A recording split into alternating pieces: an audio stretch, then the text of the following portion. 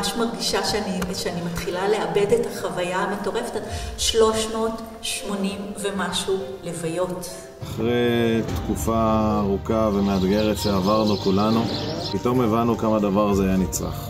אנחנו עושים סדנה של מספר ימים, נמצאת במקום מצוקי דרגות, בטבע פסטורלי, שאנשים מגיעים לפה, ואנחנו נותנים להם כלים ומיומנויות בסיסיות כדי לדעת לטפל ולאבד את החוויה שהייתה להם במהלך האירועים. גיבשנו תוכנית מקצועית, צוות פסיכולוגים ומטפלים, תוכנית מקצועית יהודית, והאוכלוסיות שאנחנו פונים עליהם זה אנשים של זק"א, זה אנשים של היחידה לזיהוי חללים, מתנדבים שנחשפו למראות קשים, ואם לא ניתן להם את הכלים האלה ואת המקום לאבד את החוויה, אז ייתכן ויפתחו תסמינים של פוסט-טראומה בעתיד, וזה משהו שאנחנו לא רוצים שזה יקרה.